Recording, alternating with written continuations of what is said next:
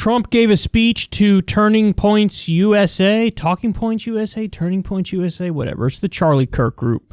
And his team came up with what they think is a stellar response to these police protests, but really it's just dressing up a famous old right-wing talking point. Let's watch. Defund and abolish our police. Think of it. Defund and abolish is now their theme.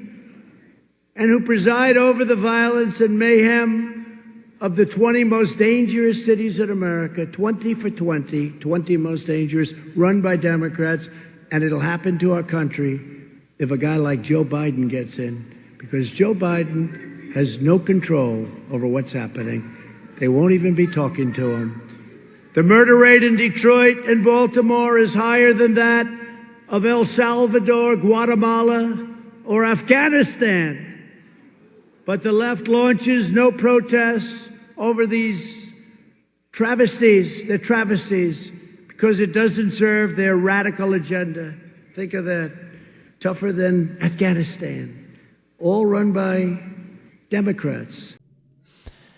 So what he's doing is he's talking about the police protests, the response to the George Floyd killing, and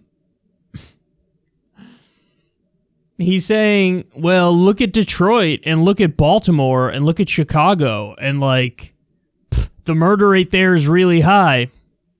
I don't see the left protesting that. So it's the old, well, what about black-on-black crime? Listen, the reason why they're protesting these police murders is because the police are supposed to protect and serve. And in many communities, they feel more like an occupying army. And, in so many instances, you have unarmed people who are killed, and people want accountability. People want justice. They don't want this to happen in the first place, but if it does happen, they want the person locked up. And so that's why it's logical to protest police murders, because it's the state, and the state is supposed to represent the people. And if the state is killing the people, it's most definitely not that. So, of course it makes sense to protest, and this is a dodge, this is a deflection to say, well, what about the murder rate in Detroit and Baltimore and Chicago? Why are you not, protesting black-on-black crime? And the response to that, guys, is it actually is only the left, in my experience, talking about those problems in those cities, because what's the root of it? Well, in those cities, it's gang violence. So it usually involves the drug trade.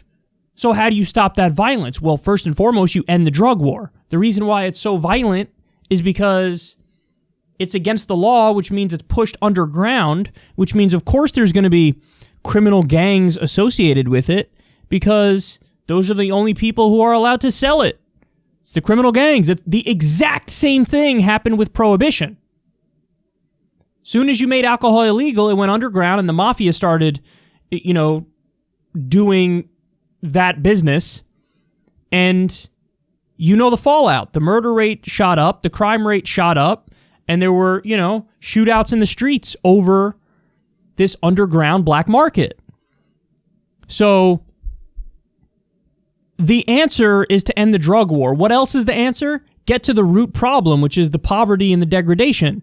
So how do you address that? You do a jobs program. You have free education. You have community centers where people could go and do something productive with their time so they're not out on the streets.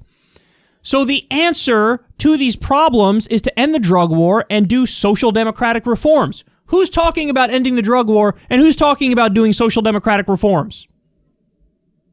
I'll wait. It's the left. See, that's the thing, is that's how you address that.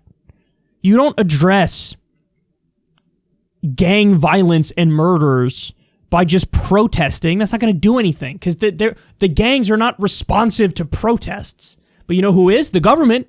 So it makes sense to protest to stop police brutality, because The government has to be responsive to the people, or at least to some degree, they're going to be forced into doing some kind of reform and some better stuff as a result of the protest. Gangs are not going to be responsive to protests. So it doesn't make sense to go out in the street to protest, whatever, the murder rate in Detroit or whatever. The way you address that is to end the drug war, invest in the community, and, have free education, have community centers so people can do something productive with their time, have a jobs program, have a living wage so people don't need to get into an underground black market in order to survive. That's how you address it. So, but see, they're so lazy. Like, these right-wing talking points are so lazy, and it's just a slap in the face. That's nothing but a dodge to protect the cops. That's all that is. Oh, you're protesting police violence? Well, what about Detroit and Baltimore? They think that's like a got ya. And then the other thing, he loves to bring up 20 for 20 of the most violent cities are run by Democrats. Well, again, it gets back to cities are run by Democrats usually, because cities lean left. Areas that are outside of the cities don't. They usually lean right. So there's a reason for that. To say that, well, the cities that are the most violent are run by Democrats, it's a little redundant because cities are run by Democrats as a general rule. But beyond that, I just explained why that is. It's because of the drug war and the illegal drug trade. And so the gang violence that's associated with that. There are ways to fight that, but the Republicans block all the ways to fight that. And then the other thing is, I hate the singling out because it's so hacky. It's like, everybody knows, for example, that when you look at the entire country and you go state by state, the blue states are net tax payers and the red states are net tax receivers. So that means, according to their own vernacular, they would call themselves welfare queens. But like, I wouldn't use that as a strike against them, because we're one country, we're one nation, and the money should go to the people who need the help. So I'm not using that against them. I could easily come out here and be like, well, Mississippi is the poorest state in the union, and that's all Republicans at every level. Aha! Like that, no, I could say that, but I'm not going to say that because I'm not trying to play got ya. Like, but that's what they're trying to do. They're trying to play got ya. 20 for 20 of the cities that have the most violence are Democratic. And so this strategy that he's going with, it's too divisive, and it's too deep in that right-wing bubble. And he's down, and he keeps going further and further down in the polls. And stuff like this is the reason why. At a time when any normal president would try to unify, try to unite the people, try to calm and ease tensions, he's going in the other direction. He's just doing Fox News and far-right talking points to try to play gotcha. Not trying to sympathize or understand where protesters are coming from. This is pathetic, man. But it's exactly what I'd expect. What he did, he just did the, oh yeah, you want to protest police brutality? Well, what about black-on-black crime? That talking point will never die, even though you just got the exact answer as to why that's absurd right here.